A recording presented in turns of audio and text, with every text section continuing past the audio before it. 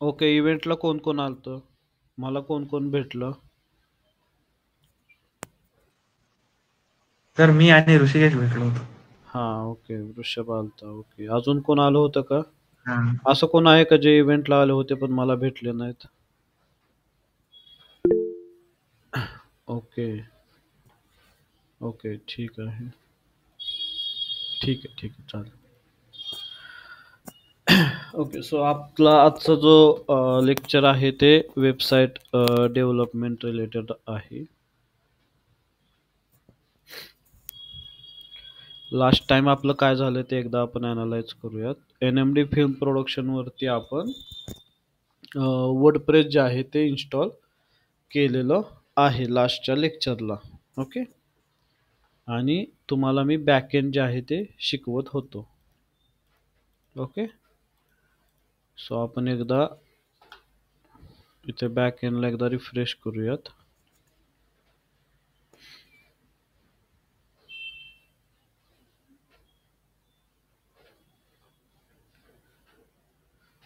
Okay, आणि होस्टिंजरमध्ये तुम्हाला वर्डप्रेसच्या बॅकएंडला कुठून जायचं तर इथे ऑप्शन आहे.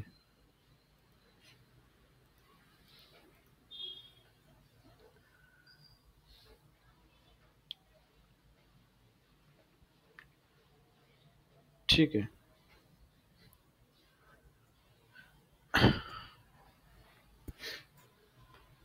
सो इथपर्यंत आपण आलो होतो लास्ट लेक्चरला की वर्डप्रेसचं बॅकएंड आपण स्टार्ट केलं होतं. आता आपण ह्याच्यावरती थीम इन्स्टॉलेशन आणि प्लगइन इन्स्टॉलेशनच्या गोष्टी पाहणार आहे. बाय डिफॉल्ट वर्डप्रेस तुम्हाला काही थीम्स देतं. जसं की इथे एक बाय डिफॉल्ट एक थीम इन्स्टॉल केलेली आहे. कोणती थीम आहे तर ॲपियरन्समध्ये या, थीम्समध्ये या. ओके, 2025ची एक थीम आहे, 2024ची एक थीम आहे. ठीक आहे. सो तुम्ही जे बाय डिफॉल्ट त्यानं जे थीम दिलेले आहेत त्याच्यापैकी तुम्ही कोणतीही थीम जी आहे ती ॲक्टिवेट करू शकता. जनरली वर्डप्रेस तुम्हाला 3 थीम देतो. इथं 2023, 2024 आणि 2025ची आहे. आता सध्याला ॲक्टिव्ह जी आहे ती 2025ची आहे. तुम्हाला जी थीम ॲक्टिवेट असेल त्याचं तुम्हाला इथे कस्टमाइज म्हणून असं बटन दिसेल. ओके, आणि जी थीम तुम्हाला ॲक्टिवेट करायची असेल ती तुम्ही इथून ॲक्टिवेट करू शकता. सपोज आता मला 2024 करायची ॲक्टिवेट, तर मी सिम्पली ॲक्टिवेटवरती क्लिक करणार.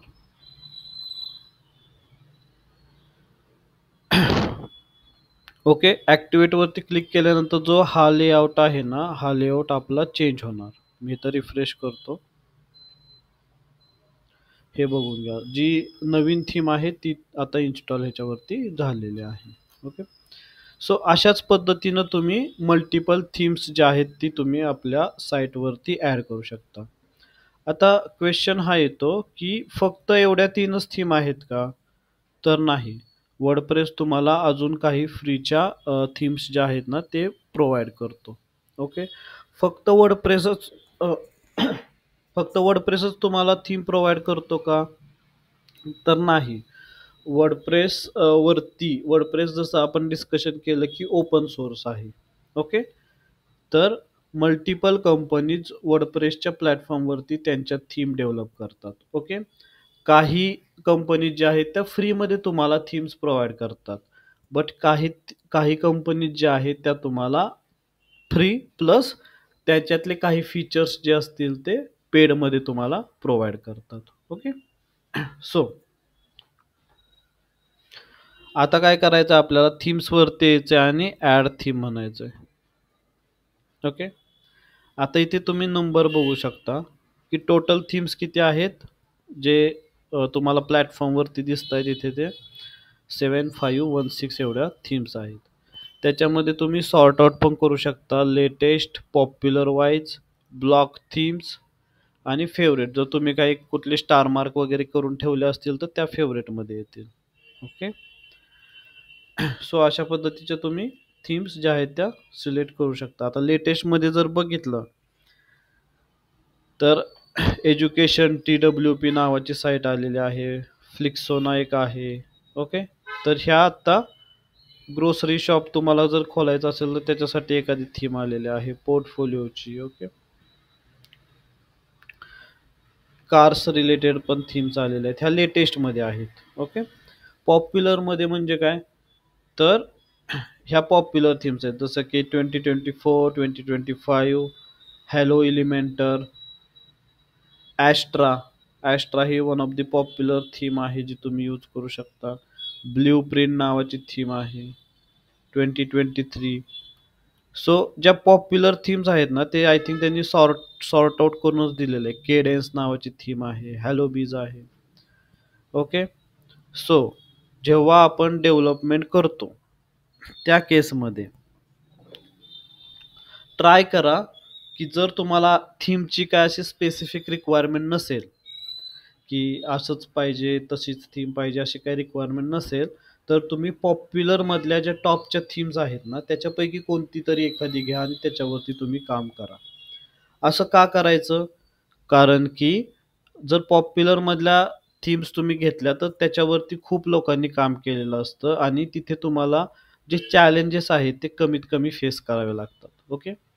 जर कोणाची काही स्पेसिफिक रिक्वायरमेंट नसेल तर त्या केसमध्ये, जर तुमच्या क्लायंटची स्पेसिफिक रिक्वायरमेंट असेल की आम्हाला एज्युकेशन सेक्टरमधली थीम पाहिजे किंवा एज्युकेशन सेक्टरमधली वेबसाईट करायची, त्या केसमध्ये तुम्ही काय करू शकता तर सिम्पली इथे पॉप्युलरमध्येच थांबा आणि इथे सर्च करा एज्युकेशन.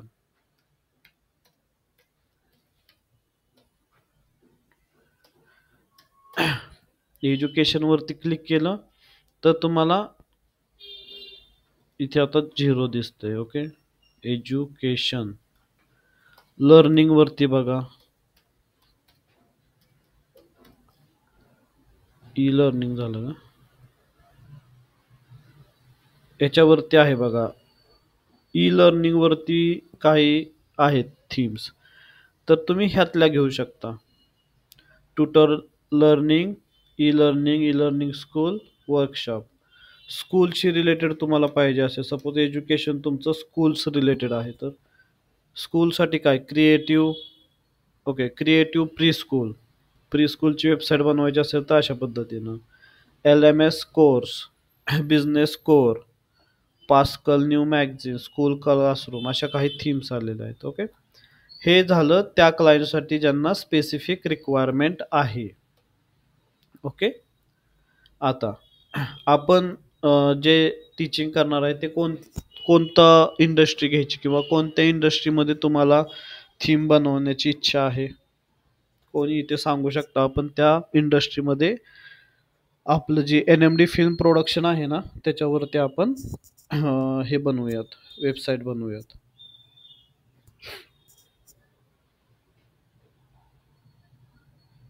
स्पेसिफिक कोणाला काय रिक्वायरमेंट आहे का ज्या इंडस्ट्रीमध्ये आपल्याला वेबसाईट डेव्हलप केली पाहिजे. जर स्पेसिफिक काय रिक्वायरमेंट नसेल तर आपण काय करूया, फिल्म इंडस्ट्रीशीच रिलेटेड एखादी साईट बनवूया. कारण आपलं डोमेन जे आहे त्या डोमेनचं नाव आहे film industry, NMD film. Okay. NMD film private limited, बरोबर.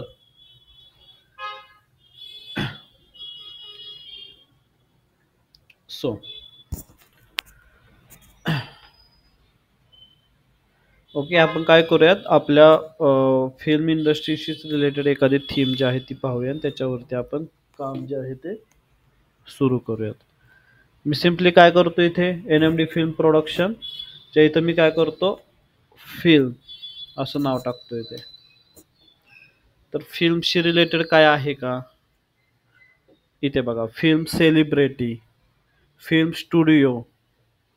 ओके. अजून काय आहे, फिल्म विज लाईट, फिल्म मेकर. तर ह्यातली आपण कोणतीही एखादी थीम जी आहे ती घेऊ शकतो. Neo max. ओके. याच्यावरती मूवीज वगैरे आहेत आय थिंक. आता ह्याच्यातली जर तुम्हाला थीम सिलेक्ट करायची असेल तर त्याच्या आधी तुम्हाला काय काय गोष्टी पाहिजेत त्याच्याबद्दल आपण थोडंसं डिस्कशन करूया. जसं की आता इथे न्यू मॅक्स नावाची एक थीम आपल्याला छान वाटते, ज्याच्यामध्ये मूवीज वगैरे सगळं त्यांनी दाखवलेलं आहे. तर मी त्याच्यावरती जर क्लिक केली तर मला त्या थीमबद्दल थोडंसं डिटेल गोष्टी ज्या आहेत त्या मला पाहायला मिळतात. जसं की त्याचं व्हर्जन काय आहे 1.0.1 म्हणजे त्याच्यामध्ये जास्त चेंजेस केलेले नाहीत. एकदाच ती थीम बनवलेली आहे. त्याच्यानंतर त्याचा ॲक्सेस तुम्हाला दिलेला आहे. ओके. सो आपण ट्राय करायचा की थोडीशी ओल्डर व्हर्जनवाली साईट पाहिजे. जसं की 2.3, 5.7 असे व्हर्जन्स जर असतील त्या थीमचे, याचा अर्थ त्याच्यावरती मल्टिपल टाइम्स काम केलेलं आहेत. जे काही बग्स येतात, प्रॉब्लेम्स येतात ते त्याच्यामध्ये रिझॉल्व्ह केलेले आहेत, हे त्याचा अर्थ असतो. ओके. सो पहिल्याच केसमध्ये शुअर शॉट 100% साईट बरोबर बनू शकते का UI/UXच्या मानानं? तर हो, व्हर्जन 1.0 सुद्धा काही-काही केसमध्ये चांगले असू शकतात. फक्त आपण ते त्याच्यावरती तेवढं कॉन्फिडंट नाही दाखवू शकत. काही ना काहीतरी बग्स राहतातच. ओके.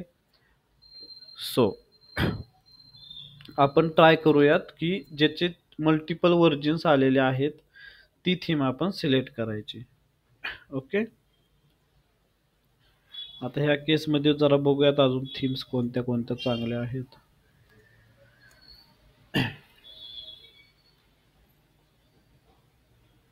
इथे ही एक आहे व्हिडिओग्राफर स्टुडिओ म्हणून एक आहे. ह्याचं व्हर्जन बघूयात 1.9. हे ठीक आहे. 1.9 तुम्ही घेऊ शकता. का घेऊ शकता? कारण की ॲटलिस्ट 9 टाइम्स तर ह्यांनी ह्याच्यावरती काम केलेलं आहे. ओके. अजून पाहूयात कोण आहे का. जे टॉपला आलेले असतील ना ह्यांचे आय थिंक मल्टिपल व्हर्जन्स राहते. सी फिल्म सेलिब्रिटी ह्यांचे किती व्हर्जन्स आलेले आहेत 5.9. सो आपण अशा पद्धतीची थीम जी आहे ना ती प्रेफर करूयात, ज्यांनी ह्याच्यावरती खूप सारं काम केलेलं आहे. कशाशी रिलेटेड आहे ही? Film celebrity is a dazzling purpose build digital portfolio theme. म्हणजे इथं काय करायचं आपण, तर एखाद्या कॅरेक्टरचा आपण पोर्टफोलिओ बिल्ड करायचा ट्राय करायचा आहे. ओके. सो त्याच्यासाठी ही थीम तुम्ही यूज करू शकता.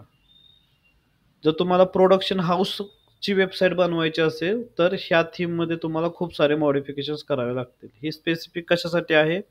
फिल्म सेलिब्रिटीसाठी आहेत. सो तुम्ही पर्सनल प्रोफाईल जे आहे ना ते इथं चांगल्या पद्धतीनं मेंटेन करू शकता as compare to film production house. Okay. तरी ठीक आहे, आपण काय करूयात, फिल्म प्रोडक्शन हाऊसचे पण काही गोष्टी ह्याच्यामध्ये ॲड करूयात आणि पर्सनल प्रोफाईलचे पण काही पेजेस आपण बनवूयात. दोन्ही गोष्टी आपण ह्याच्यामध्ये ॲड जे आहेत ते करूयात. तर आपण ही फिल्म सेलिब्रिटी नावाची थीम जी आहे ती आपण फायनल करूयात. मिशकात बाय. ओके, ठीक आहे.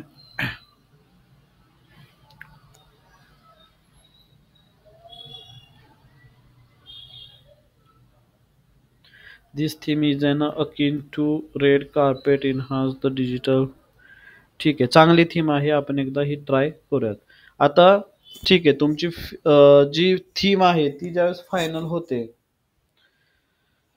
थीम फायनल झाल्यानंतर तुम्हाला काय करायचं आहे, सिम्पली तुम्हाला इथे इन्स्टॉलचं बटन आहे. इन्स्टॉलचं बटन आहे तर त्या बटनावरती तुम्हाला क्लिक करायचं आहे. ठीक आहे. सो मी इथं फिल्म सेलिब्रिटी बाय मिशकात ह्याच्या इन्स्टॉलच्या बटनावरती मी क्लिक करतो. ओके. थीम इन्स्टॉल झाल्यानंतर काय करायचं आपल्याला, ॲक्टिवेट सुद्धा करायची आहे. ओके. सो इथे आता ॲक्टिवेटचं बटन आलेलं आहे, तर तुम्हाला इथे ॲक्टिवेटवरती क्लिक करायचं आहे.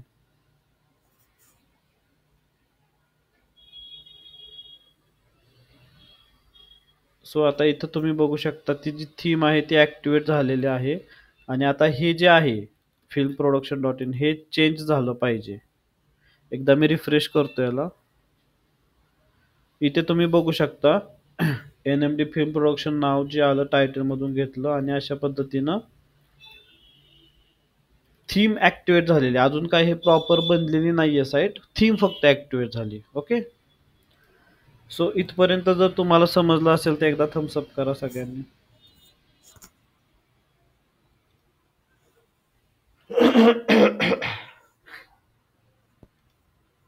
ओके, ठीक आहे. ओके, सगळ्यांना समजलेलं आहे की थीम कशा पद्धतीने ॲक्टिवेट करायची असते ते. ओके. आता वर्डप्रेस मधले कोणाला प्लगइन्स माहिती आहेत का? कुठले प्लगइनची नावं तुम्ही ऐकलेली आहेत का?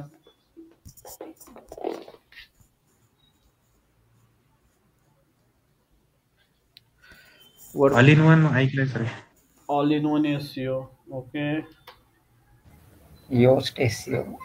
ऑल इन वन एसईओचं नाव ऐकलेलं आहे. स्लॅश योस्ट एसईओचं नाव एकानं ऐकलेलं आहे. ठीक आहे. अजून कोणी नाव ऐकलेलं आहे का? अजून एक आहे ते रँक मॅथ म्हणून एक असतं. रँक मॅथ नावाचं पण एसईओच प्लगइन आहे. तर हे एसईओ साठी प्लगइन. आता ह्या तिघांपैकी आपण एक प्लगइन कोणतंही इन्स्टॉल करणार आहे. ओके. नेक्स्ट, अजून कोणते प्लगइन्स तुम्ही पाहिलेले आहेत का, किंवा नाव फक्त ऐकलंय का की वर्डप्रेस मध्ये हे प्लगइन चालतात? ओके, मी तुम्हाला सांगतो. आता इथं लागलीच तुम्हाला मी त्यांचं नाव पण सांगतो की जे वरचं प्लगइन आहे ते एसईओ पर्पज साठी आहे. ओके. एसईओ पर्पज साठी मी वरचे जे 3 प्लगइन आहेत ते यूज करतो. आता मला सिक्युरिटीसाठी एक प्लगइन पाहिजे. तर सिक्युरिटीसाठी कोणतं प्लगइन आहे त्याचं नाव तुम्हाला सांगतो. वर्ड फेन्स म्हणून एक प्लगइन आहे जे सिक्युरिटीसाठी यूज केलं जातं. ओके. परत आपल्याला लीड जनरेट करायचे असेल, सपोज आपल्या वेबसाईटवरून लीड घ्यायची युजरची, तर त्याच्यासाठी आपल्याला त्यांना फॉर्म दिला पाहिजे, बरोबर, ज्याच्यामध्ये तो आपलं नाव, email I D, phone number आणि बाकीच्या डिटेल्स टाकेल. तर त्याच्यासाठी एक प्लगइन आहे ज्याचं नाव आहे कॉन्टॅक्ट फॉर्म 7. कॉन्टॅक्ट फॉर्म 7 हे कशासाठी आहे? फॉर्म किंवा लीड जनरेशन, तुम्ही काही त्याला म्हणू शकता. ओके. हे एक आपण प्लगइन जे आहे ते इन्स्टॉल करणार आहे. ओके. त्याच्यानंतर एक बिल्डर आहे, फेमस बिल्डर आहे वर्डप्रेस मधला, ज्याला आपण म्हणतो एलिमेंटर बिल्डर, ज्याचा वापर आपण कशासाठी करणार आहे? पेज क्रिएशन साठी. तुम्ही हा बिल्डरचा पण यूज करू शकता, किंवा तुम्ही नॉर्मल जो वर्डप्रेस मध्ये येतो बिल्डर, त्याला गुटेनबर्ग बिल्डर असं म्हणतात. नॉर्मल जो आहे पेज वगैरे, तो ज्यावेळेस तुम्ही न्यू पेज क्रिएट करता किंवा न्यू पोस्ट क्रिएट करता, तो बाय डिफॉल्ट तिथं असतोच एक. तो क्लासिक बिल्डर किंवा गुटेनबर्ग बिल्डर असतात, ते तुम्ही यूज करू शकता. हा जो आहे तो एक्स्ट्राचा बिल्डर आहे एलिमेंटर, जो फ्री प्लस पेड दोन्ही व्हर्जन मध्ये येतो. त्याचे काही फ्रीच्या गोष्टी पण आहेत त्याच्या, आणि काही फीचर्स जे आहेत ते पेड मध्ये सुद्धा येतात. सो हा आपण पेज बिल्डर साठी हे प्लगइन आपण यूज करणार आहे. Okay. Contact form 7, Elementor builder. अजून एक आहे ते म्हणजे, सपोज आपण ब्लॉग पोस्ट लिहिली, एक ब्लॉग आर्टिकल लिहिलं, युजरला ते ब्लॉग आर्टिकल आवडलं, त्याच्यानंतर आपण काय करणार? ते शेअर करतो. तर वेगवेगळ्या सोशल मीडिया प्लॅटफॉर्मवरती शेअर करण्यासाठी एनी शेअर और एनी टू शेअर आहे ते सोशल मीडियासाठी आपण ते प्लगइन वापरणार आहे. म्हणजे त्याच्यावरती जवळपास 118 प्लॅटफॉर्म्स वरती आपण शेअर करू शकतो. 118-120 प्लॅटफॉर्म वरती आपण आपली ब्लॉग पोस्टचं आर्टिकल आहे ते शेअर करू शकतो. ठीक आहे. तर ते एक आपण प्लगइन ट्राय करणार आहे.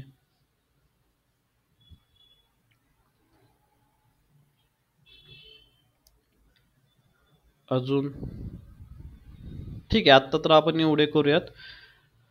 ओके. सो आपण पेजेस वगैरे क्रिएट करणार आहे, पण त्याच्या आधी काय करू, आपण हे जे प्लगइन्स आहेत ना, हे प्लगइन्स पण एकदा इन्स्टॉलेशन करून घेऊयात आपल्या सेटअपमध्ये. ठीक आहे. तर एक एक प्लगइन घेऊया. ते कसं इन्स्टॉल करायचं ते पण मी तुम्हाला सांगणार आहे. All in one SEO, Yoast SEO आणि रँक मॅथ ह्याच्यातलं कोणतं घ्यायचं आपण, तुम्ही सांगा. ऑल इन वन एसईओ घेऊयात. का योस्ट घ्यायचं का रँक मॅथ? तिन्ही पण चांगले आहेत. मार्केटमध्ये जे दोघांची मेन फाईट चालू असते ते म्हणजे योस्ट एस आणि रँक मॅथ आहे. आता ह्याच्यामध्ये कसं आहे माहिती आहे का, हे दोघांचे पण पेड आणि फ्री व्हर्जन्स आहेत. त्याच्यामध्ये पण योस्ट एस जे फ्री व्हर्जन आहे ना, त्याच्यामध्ये खूप कमी फीचर्स तुम्हाला मिळतात.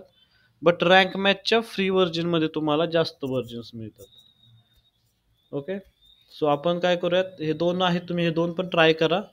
ऑल इन वन आपण ट्राय करूयात आज, त्याचे फीचर्स वगैरे बघूयात. Okay, so all in one S आपण इन्स्टॉल करणार आहे. प्लगइन्स वरती येतो, इथे बघा ऑप्शन आहे लेफ्ट साईडला. लेफ्ट साईडला तुम्ही थोडंसं स्क्रोल डाऊन केलं, इथे होस्टिंजर डॅशबोर्ड पोस्ट ह्या सेक्शनमध्ये तुम्ही ज्यावेळेस स्क्रोल डाऊन करणार, इथे तुम्हाला प्लगइनचं सेक्शन आहे. ओके, आणि इन्स्टॉल्ड प्लगइन्स म्हणून इथे नाव आहे.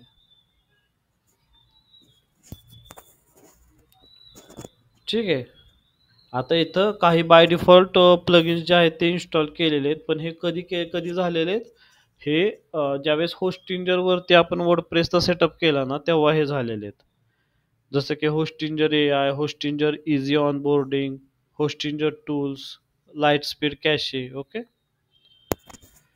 सो हे बाय डिफॉल्ट झालेले आहेत. आता इथे यायचं आहे आपल्याला, आणि प्लगइन ॲड करायचं असेल त्यावेळेस इथे वरती बघा, प्लगइन सेक्शनमध्ये आला तुम्ही, इन्स्टॉल प्लगइन्समध्ये आला, इथे तुम्हाला सगळे प्लगइन्स दिसले. त्याच्यावरती टॉपला इथे ॲड प्लगइनचं बटन आहे, त्याच्यावरती तुम्हाला क्लिक करायचे. आता इथे बघा, तुम्ही जर एखादं प्लगइन्स डाउनलोड करून घेतलं असेल तर अपलोड सुद्धा करू शकता, किंवा इथे तुम्हाला ऑप्शन आहे की इथे सर्च करायचं, आणि सर्च केल्यानंतर इथून ते इन्स्टॉल करायचं. दोन्ही ऑप्शन आहेत. तुम्ही तुमच्या डेस्कटॉपला एखादं प्लगइन डाउनलोड करून घेतलं असेल ते अपलोड सुद्धा करू शकता, किंवा इथून सर्च करून तुम्ही इन्स्टॉल पण करू शकता. सो मी आता इथे काय करणार आहे, ऑल इन वन SEO जे आहे ना, ते मी इथं टाईप करणार आहे आणि सर्च करणार आहे. इथे बघू शकता, इंडस्ट्रीमध्ये सगळ्यात चालणारे टॉपचे जे प्लगइन्स आहेत ना, ते हे तीनच आहेत बघा. जसं की योस्ट SEO प्लगइन आहे, ज्याचे 10 मिलियनपेक्षा जास्त ॲक्टिव्ह इन्स्टॉलेशन्स आहेत, आणि 27,000 पेक्षा जास्त त्यांना रिव्ह्यूज रेटिंग्स भेटलेले आहेत. रँक मॅथ नावाचं आहे, ज्याचे 3 मिलियनपेक्षा जास्त इन्स्टॉलेशन आहे, 7,000 पेक्षा जास्त त्यांना रेटिंग्स भेटलेले आहेत. आणि ऑल इन वन SEO सुद्धा त्यांना चांगलं कॉम्पिटिशन देतं, ज्याच्यामध्ये 3 मिलियन ॲक्टिव्ह इन्स्टॉलेशन्स आहेत, 4,000 रेटिंग्स आहेत. ओके, सो ठीक आहे, आपण all in one SEO install करूयात. कोणतंही तुम्ही करू शकता तिन्हीपैकी. ओके, ह्या तिन्हीमध्ये फक्त एक लक्षात ठेवा की मॅक्सिमम फ्रीचे जे आहेत ना, फ्रीचे जे फीचर्स आहेत ते जास्तीत जास्त फ्रीचे फीचर्स रँक मॅथमध्ये आहेत. ठीक आहे,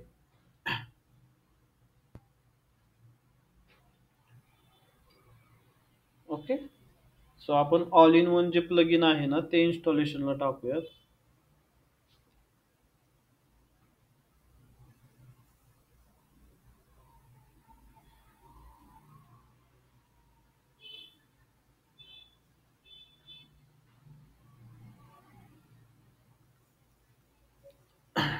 ठीक आहे, इन्स्टॉलेशन झालं प्लगइन.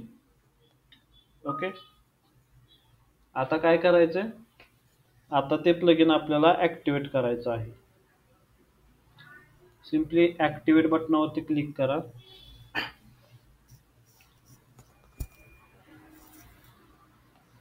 प्लगइन इन्स्टॉल करताना आहे ना, एक गोष्ट तुम्हाला सांगायची राहिली, ती म्हणजे त्याचं डॉक्युमेंटेशन वगैरे जरा वाचा. म्हणजे ते प्लगइन कसं आहे, कसं काम करतं वगैरे. इथे बघा, याचं डॉक्युमेंटेशन आहे. सो सिम्पली एकदा ते वाचत जावा, ही बेस्ट प्रॅक्टिस आहे, असं करायचं. जसं की आता ह्या प्लगइनमध्ये हे काय काय गोष्टी प्रोव्हाइड करतायत त्याच्याबद्दल ह्यांनी इथं सांगितलेलं आहे.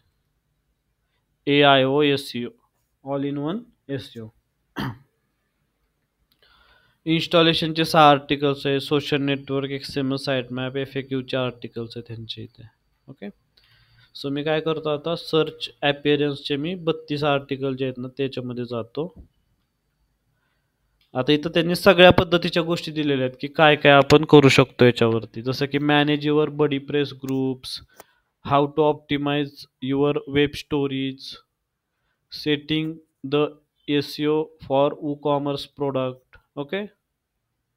सो अशा पद्धतीचे यांचे मल्टिपल आहे. कोणतं पण आर्टिकल तुम्ही जाऊन वाचू शकता. जसं की using the robot Meta setting in all in one SEO. Simply click करा आणि तुम्ही इथं त्याच्याबद्दलची जी माहिती आहे ती अशा पद्धतीनं वाचू शकता. सो तुम्हाला प्लगइनवरती काम करताना काहीच डिफिकल्टी येणार नाही. तुम्ही ह्या डॉक्युमेंटेशनमध्ये काय डिफिकल्टी आली तर तुम्ही सर्च करू शकता. ओके. हा एक पद्धतीचा गाईड असतो तुमच्याकडे. त्याच्यामुळेच काय करायचं, जे ट्रस्टेड असे आहेत किंवा ज्यांचे जास्तीत जास्त इन्स्टॉलेशन झालेले आहेत असे प्लगइन्स तुम्ही यूज करायचे. ओके. एखादं नवीन वगैरे प्लगइन आलं तर ते यूज नाही करायचं, कारण त्यांच्याकडे प्रॉपर डॉक्युमेंटेशन वगैरे नसू शकतं. ठीक आहे. सो आता all in one, Rank Math, Yoast SEO यांचं डॉक्युमेंटेशन प्रॉपर पद्धतीनं क्रिएट केलेलं आहे. त्याचं तुम्हाला ते प्लगइन वापरताना तुम्हाला कुठेच डिफिकल्टी येणार नाही. ठीक आहे. भलं की ते तुम्हाला नवीन जरी असलं तरी. ओके. सो तर हे अशा पद्धतीनं प्लगइन इन्स्टॉल करतो आपण. ओके. ठीक आहे. इथपर्यंत सगळ्यांना प्लगइन इन्स्टॉलेशनचा पार्ट जर समजला असेल तर एकदा थम्सअप करा. ओके. ओके. आता आपण काय करणार आहे, जे आपले रिमेनिंग प्लगइन्स आहेत ना, ते प्लगइन्स आपण लवकर वन बाय वन आपण इन्स्टॉल करूया आणि त्याच्यानंतर आपण प्लगइनच्या सेक्शनवरती माघारी येणार आहे. आपण फक्त आता इन्स्टॉल करून ठेवतोय प्लगइन्स. आपला जो वर्डप्रेसचा जो आहे ना, तो सेटअप करतोय प्रॉपर, की आपल्याला काय काय लागणार आहे ते. प्लगइन इन्स्टॉल झाल्यानंतर आपण पुढचा वेगळा टास्क करणार आहे आणि प्रत्येक प्लगइन्सवरती ते कशासाठी यूज करतात, कसे यूज करतात ते आपण नंतर बघणार आहे. ठीक आहे. कारण प्लगइन्सचा यूज करण्यासाठी तुम्हाला पेजेस पाहिजेत. पेजेस, पोस्ट, कॉन्टेंट ह्या सगळ्या गोष्टी तुम्हाला रेडी पाहिजेत. ते काहीच आपल्याकडे आत्ता रेडी नाही आहे. ओके. सो आपण सगळे इन्स्टॉल फक्त करून ठेवूयात आणि परत परत प्लगइन्सकडे नंतर येऊयात आपण. ओके. सो आता नेक्स्ट आपलं प्लगइन आहे वर्डप्रेस. सो ते पण मी इन्स्टॉल करून ठेवतो. फक्त इन्स्टॉल करून ठेवूयात. ॲक्टिवेट जरी नाही केलं तरी पण चालेल. तर तुमच्या इथे इन्स्टॉल ते असावं. ॲड प्लगइन म्हणायचं आणि इथं वर्डप्रेस असं सर्च करायचं.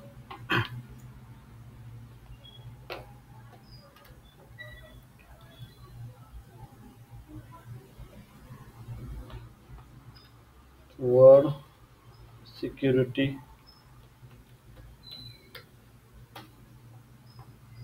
वर्डफेन्सचं स्पेलिंग चुकलं आहे ते. वर्डफेन्स सिक्युरिटी असं नाव आहे त्याचं.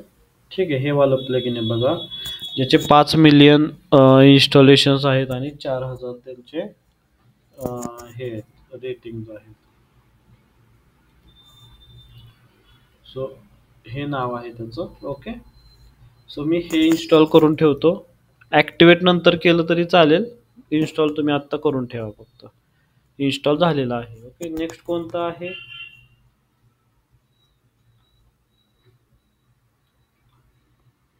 Contact form 7. हे एक आहे.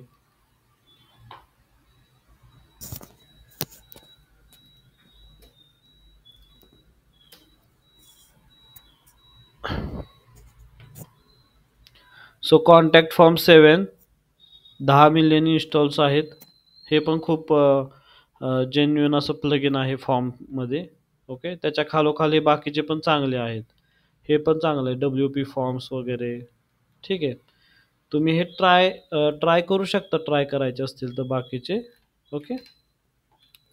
सो आपण इन्स्टॉल करणार आहे कॉन्टॅक्ट फॉर्म 7, ज्याचे 10 मिलियन प्लस ॲक्टिव्ह इन्स्टॉलेशन्स आहेत. सो मी याला इन्स्टॉल नाव म्हणतो. ओके. त्याच्यानंतर आपलं कोणतं प्लगइन आहे, एलिमेंटर बिल्डर. हे खूप मोठं प्लगइन आहे, कारण की हा पूर्ण पेज वगैरे बिल्ड करतो ना. सो हे जे प्लगइन आहे ते हेवी प्लगइन आहे. कोणताही बिल्डर असू द्यात, बिल्डरशी रिलेटेड कोणतंही प्लगइन असेल ना, ते हेवीच असतं. ठीक आहे. आता हे त्याचे ॲड ऑन्स आहेत. Ultimate add on, essential add on, royal Elementor add on. Okay. But बिल्डरचं जे बिल्डर आहे तो एकच आहे. कोणता, एलिमेंटर वेबसाईट बिल्डर हा वाला. हे त्याचे ॲड ऑन्स आहेत. म्हणजे तुम्हाला पॉप्युलर टेम्पलेट्स वगैरे पाहिजे असेल तर हे त्याच्यासोबत इन्स्टॉल करा. तुम्हाला हेडर फुटर चेंज करायचं असेल तर हे इन्स्टॉल करा. असं अशा त्या गोष्टी आहेत. ठीक आहे. सो आपण जो करणार आहे ते करणार आहे Elementor website builder. 10 million plus active installations आहेत. 7,000 रेटिंग्ज आहेत. ओके. आणि इथे बघा तुम्ही, इथे जो ऑप्शन आहे ना, इथे बघा last update to 2 weeks ago. याचा अर्थ काय? तर जे शेवटचा अपडेट आलेला आहे ह्या प्लगइनचं ते 2 आठवड्यापूर्वी आलेलं आहे. म्हणजे जे अपलोड करणारे प्लगइन्स आहेत ना कंपनीज, त्यांनी 2 आठवड्यापूर्वी प्लगइन्समध्ये थोडाफार चेंज केला आणि तो परत अपडेट अपडेट केलं तिथे, असं आहे ते. ओके. आणि त्याच्या खाली जे ऑप्शन आहे ना, compatible with your version of WordPress. Okay. म्हणजे जे वर्डप्रेसचं व्हर्जन तुम्ही यूज करताय त्याच्यासाठी हे प्लगइन कम्पॅटिबल आहे. वर्डप्रेसचं व्हर्जन इथे एकदम बॉटमला तुम्ही आला, एक मिनिट तुम्हाला सांगतो मी कुठे आहे ते वर्डप्रेसचं व्हर्जन. आधी मी ह्याला इन्स्टॉल करतो. इन्स्टॉल नाव म्हणतो, इन्स्टॉल फक्त करून ठेवतो इथे. आणि सपोज तुम्ही इथे डॅशबोर्डला आला तर तुम्हाला वर्जिन वेबसाईटचं वर्जिन आहे ना ते इथे तुम्हाला दिसेल. 6.8.2 हे तुमचं वेबसाईटचं वर्जिन आहे. आणि प्रत्येक वेबसाईटच्या खाली पण इथे इथे पण दिसतं, पण इथे आता आस्क मीचं येते काहीतरी.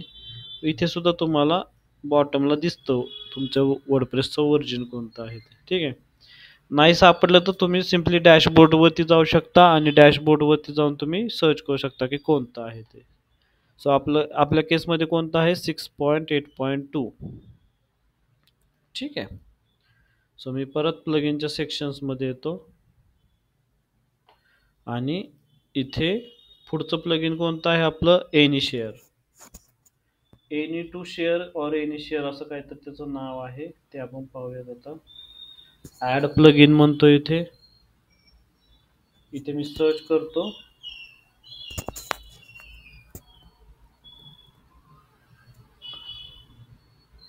आणि सर्च केल्यानंतर ॲड टू एनी शेअर हे त्याचं ॲक्च्युअल नाव आहे. Add to any share button. Okay. हे त्याचं ॲक्च्युअलमध्ये नाव आहे. तुम्हाला मी ते कॉपी पेस्ट करून पाठवतो, तुम्ही नोट डाऊन करून घ्या. ओके. काय करू शकतो तुम्ही? शेअर करू शकता वेगवेगळ्या सोशल मीडियावरती, like Facebook, Mastodon, WhatsApp, Pinterest, multiple आहेत. ओके. सो मी याला इन्स्टॉल म्हणतो.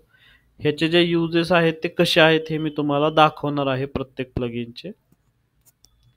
हे सुद्धा प्लगइन जे आहे ते इन्स्टॉल झालेलं आहे. आता नेक्स्ट कोणतं प्लगइन आहे आपल्याकडे? एलिमेंटर ॲड टू एनी झालं बाकी एवढे ठीक आहेत. ओके. सो प्लगइन इन्स्टॉलेशनचा आपला सगळे पार्ट झालेले आहेत. आता हे तुम्हाला कुठे दिसतील प्लगइन्स? तर जिथे तुम्ही इन्स्टॉल प्लगइन्स म्हणता ना तिथे तुम्ही फक्त क्लिक करायचे आहे आणि इथे स्क्रोल डाऊन करायचं आहे खाली थोडंसं. ठीक आहे. इथे तुम्ही बघू शकता ऑल इन वन एसईओ. इथे डिॲक्टिवेटचं बटन दिसतंय. डिॲक्टिवेटचं बटन आहे याचा अर्थ काय? ते प्लगइन जे आहे ते ॲक्टिवेट आहे. आता इथे ॲक्टिवेटचं बटन आहे याचा अर्थ ते प्लगइन इन्स्टॉल्ड आहे बट ॲक्टिवेट नाही आहे. खाली पण तसंच कॉन्टॅक्ट फॉर्म 7 इन्स्टॉल आहे बट ॲक्टिवेट नाही आहे. एलिमेंटर इन्स्टॉल आहे बट ॲक्टिवेट नाही. बाकीचे सगळे इन्स्टॉल प्लस ॲक्टिवेट आहे. वर्डफेस ऑल्सो इन्स्टॉल आहे बट ॲक्टिवेट नाही आहे. ठीक आहे. आणि इथे तुम्हाला इथे काहीतरी रेड दिसते बघा, इथं रेड नोटिफिकेशन. आता हे नोटिफिकेशन काय आहे? There is a new version of Hostinger easy onboarding available. याचा अर्थ काय? तर होस्टिंजर इझी ऑन बोर्डिंग ह्या प्लगइनचे एक नवीन अपडेट आलेला आहे, तर तो तुम्ही अपडेट करून घ्या असं त्यांचं म्हणणं आहे. सो सिम्पली तुम्हाला इथे अपडेट नाववरती क्लिक करायचं आहे, तर ते तुमचं जे पर्टिक्युलर प्लगइन आहे ते अपडेट होऊन जाईल.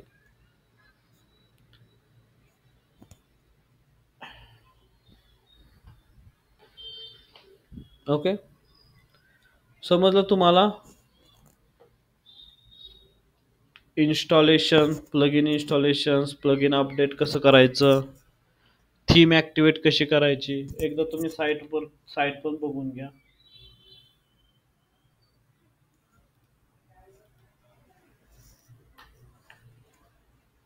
ओके. हे अशा पद्धतीचं थीम ॲक्टिवेट केल्यानंतर दिसेल. पेजेस वगैरे आपण सगळं बनवणार आहे. ओके. सगळ्या गोष्टी ज्या आहेत त्या आपण इथे बनवणार आहे प्रॉपर वेबसाईट जे आहे. आता ह्याचा पुढचा जो पार्ट आहे ना हा थोडासा डिफिकल्ट आहे. सो आपण तो नेक्स्ट नेक्स्ट लेक्चरला जो आहे तो पूर्ण फ्रेश लेक्चर लागेल आपल्याला 1 आवरचं. त्याच्यामध्ये आपण तो पार्ट कंप्लीट करणार आहे. ज्याच्यामध्ये page creation, menu creation, website UI UX ह्या गोष्टी असतात. ओके. ओके. तोपर्यंत आपण काय करायचं आता ह्या लेक्चरमध्ये, तर एक आपल्याला रिक्वायरमेंट आलेली आहे. ओके. कंपनीमध्ये आपल्या जी वेबसाईट आहे एक ती आपल्याला कनेक्ट करायचं आहे. कोणती वेबसाईट आहे, तर आपले पुणे न्यूज म्हणून एक वेबसाईट आहे. आपले पुणे न्यूज ह्या नावाची वेबसाईट आहे आपली. ती वेबसाईटचं डोमेन आपण परचेस केलेलं आहे. त्याला आपल्याला होस्टिंजरला कनेक्ट करायचं आहे. ठीक आहे. ही आपली रिक्वायरमेंट आहे. आपण त्याच्यावरती आता काम करणार आहे. हे मी का घेतोय तुमच्या लेक्चरला, कारण तुमचं सेम तोच पार्ट चालू आहे ना. सो तुम्हाला थोडंसं लाईव्ह गोष्टी ज्या आहेत त्या पाहायला मिळतील. ओके. मी तुम्हाला दाखवते इथे की डोमेन्समध्ये ते डोमेन आहे. इथे बघा आपले पुणे न्यूज. ओके. हे पेंडिंग व्हेरिफिकेशन बट परचेस जे आहे ना ते झालेलं आहे. 2026 त्याची डेट आहे. ओके. सो आता ह्या डोमेनवरती काय आहे का ते मी चेक करतो जाऊन. सी आता ह्या साईटवरती काहीच नाही आहे. सो हे जे डोमेन आहे ते आपल्याला होस्टिंजरला कनेक्ट करावं लागणार आहे. सो कनेक्शनची प्रोसेस मी काय सांगितली होती, हा सेम पार्ट जो आहे ना तो आपल्या लेक्चरमध्ये झालेला आहे पहिल्या 1-2 लेक्चरमध्ये. सो त्याच्यामुळे हे मी प्रॅक्टिकल तुम्हाला घेतोय. आता रिक्वायरमेंट आलती त्याच्यामुळे. काय करतो कोण सांगेल. डोमेन जेव्हा होस्टिंगला मला कनेक्ट करायचं आहे तेव्हा आपण काय करतो. झालेला आहे आपला हा पार्ट. जस्ट 3-4 लेक्चरच्या पूर्वी झाला असेल. मे बी वेबसाईट डेव्हलपमेंट सुरू झाल्या झाल्या तुम्हाला मी सांगितलेलं आहे. कोण सांगेल.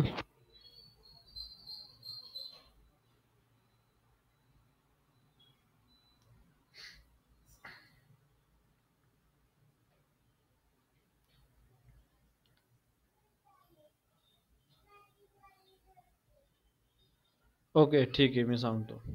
होस्टिंग प्रोव्हायडर जो आहे ना तिथं आपल्याला नेम सर्व्हर्स असतात त्याचे. ओके. म्हणजे त्याच्या सर्व्हरचे लोकेशन्स असतात.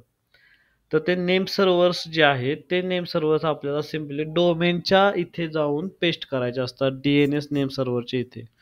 एकदा का तुम्ही हे ॲक्टिव्हिटी केली की ॲक्टिव्हिटी केल्यानंतर तुम्हाला तुमचं जे डोमेन आहे ते होस्टिंग म्हणजे सर्व्हर प्रोव्हायडरला कनेक्ट करता येऊ शकतो. आता आपल्या केसमध्ये काय असेल, तर जे डोमेन आहे ते आपण होस्टिंजरवरनं घेतलेलं आहे आणि जे आपलं होस्टिंगचा प्लॅन आहे तो सुद्धा होस्टिंजरवरती आहे. बरोबर. सो ह्या केसमध्ये आपल्याला काय करायचं आहे, होस्टिंजरच्या होस्टिंग सेक्शनमध्ये जायचं आहे.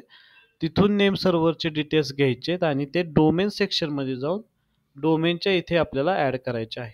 तर चला आपण ते करूयात आता. मी येतो इथे. आता ती साईट अशी पद्धतीनं दिसते. ओके. मी येतो आता इथे होस्टिंग सेक्शनला येतो. होस्टिंग सेक्शन कुठे आहे, तर सिम्पली लोगोवरती क्लिक करा त्यांच्या. इथे तुम्हाला होस्टिंगचा जो आपला प्लॅन आहे ना तो दिसेल. बिझनेस वेब होस्टिंग आहे आपलं. मॅनेजवरती क्लिक करायचं.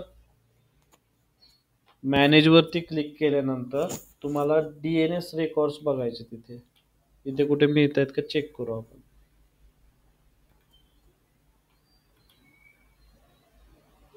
इथे डोमेन, होस्टिंग, ईमेल, बॅकअप अशा गोष्टी आहेत. तर DNS जे होस्टिंग आहे ते तुम्हाला इथे मिळेल. मे बी इथे तुम्ही चेक क्लिक करा होस्टिंगवरती आणि बघा आता तुम्ही त्याच्यावरती क्लिक केलं. आता तुम्हाला काय करायचं आहे, इथे तुम्हाला नेम सर्व्हर्स मिळत आहेत. NS1 DNS parking, NS2 DNS parking. Simply याला कॉपी करा आणि एका ठिकाणी आणून ठेवा.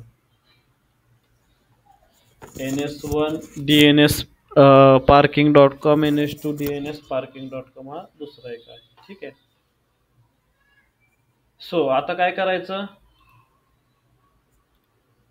आता तुम्हाला डोमेन सेक्शनला जायचंय. डोमेन्सला, ओके, डोमेन पोर्टफोलिओला. आणि इथं तुम्हाला आपली पुणे न्यूज आहे, तिथं तुम्हाला मॅनेज वरती क्लिक करायचंय.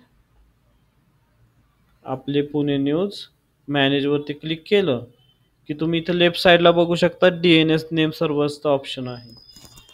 तिथे यायचं आणि इथे तुम्हाला परत ते तुमचे नेम सर्व्हर्स आहेत ते अपडेट करायचे जस्ट. ओके, आता ह्या केसमध्ये काय म्हणतंय हे की changing name servers is unavailable until you verify your email. Email verify करा म्हणतंय. परत जावं तुम्ही डोमेन्समध्ये आणि इथं verify your email, complete your domain registration. तर आपण काय करायचंय, त्यांनी काय व्हेरिफिकेशनची जी लिंक आहे ती NMD प्रायव्हेट लिमिटेड वरती त्यांनी पाठवलेली आहे. ओके, सो आपल्याला मेल वरती जायचंय आणि इथे बघा वर्डप्रेस. ओके, इथे कुठे आलेली आहे ती लिंक, एकदा ही एक मी चेक करतो. हे वर्डप्रेस न हे केलेलं आहे बरोबर.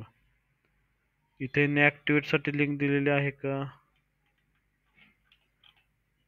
नाही. होस्टिंजरची लिंक पाहिजे आपल्याला, होस्टिंजर कडनं आला असेल अपडेट. सी इथं आहे बघा, Hostinger verify your email address to use your domain. आता बघा कोणतं डोमेन आहे, आपले पुणे न्यूज. इथं त्यांनी डोमेनचं नाव दिलं नाही, बट त्यांच्याकडनंच मेल आलेलं आहे. तर इथं व्हेरीफाय ईमेल म्हणू आपण. व्हेरीफाय ईमेल म्हटल्यानंतर continue to home, your email is verified. Okay, जो तुमचा मेल आयडी आहे तो व्हेरीफाईड झालेला आहे, कंटिन्यू टू होम म्हणायचं. आता तुम्ही DNS चे जे ॲड्रेस आहे ना, तो आता तुम्ही अपडेट करू शकताय. ओके, आता तुम्ही इथं जावा डोमेन्समध्ये. डोमेन्समध्ये गेल्यानंतर आपले पुणे न्यूज इथे बघा ॲक्टिवेट आहे. इथं तो मेसेज नाही आला आता रिन्यू करा म्हणून. सिम्पली मॅनेजवरती क्लिक करायचं. मॅनेजवरती क्लिक केल्यानंतर DNS नेम सर्व्हरवरती जायचं आणि आता तुम्ही नेम सर्व्हर जे आहेत ते अपडेट करू शकता. Use Hostinger name servers recommended, change name server, NS1 DNS parking.com, NS1 DNS, NS2 DNS parking.com. Okay, हेच आहेत. ठीक आहे, रेकॉर्ड्स तर सेम आहेत, काय चेंज करायची गरज नाहीये. NS1 DNS parking.com. ठीक आहे, सो फक्त व्हेरीफाय करायचं आय थिंक गरज होती. DNS चे रेकॉर्ड जे आहेत ते ऑलरेडी ऍड केले असतील प्रिव्हियसली, त्यांनी तेच ठेवलेले आहेत. ओके, एकदा मी साईट येऊन चेक करतो, आपले पुणे न्यूज.com. हे आता HTTPS असल्यामुळे मे बी हा एरर देत असेल. याला SSL सर्टिफिकेट लागलं पाहिजे. सी आपले पुणे न्यूज.com वेबसाईट जे आहे ते डोमेन जे आहे ते होस्टिंगला कनेक्टेड आहे. आपण फक्त व्हेरीफाय केलं. ओके, व्हेरीफाय केल्यानंतर कनेक्शन जे आहे ते आपल्याला दिसलं. आता इथे एक इश्यू आहे तो म्हणजे SSL सर्टिफिकेटचा, बट तो वेगळा इश्यू आहे. HTTPS मध्ये आपल्याला त्याला कन्वर्ट करायचं आहे. ओके, ठीक आहे. सो डोमेन कशा पद्धतीनं होस्टिंगला कनेक्ट करतो हे सगळ्यांना समजलेलं आहे का? समजलं असेल तर थम्स अप करा एकदा. तिथे एक SSL चा इश्यू आहे, पण तो वेगळा इश्यू आहे. SSL सर्टिफिकेट लागतं. आता ते पेड केले नाही केलं त्याची काय आयडिया नाहीये, ते मला विचारावं लागेल.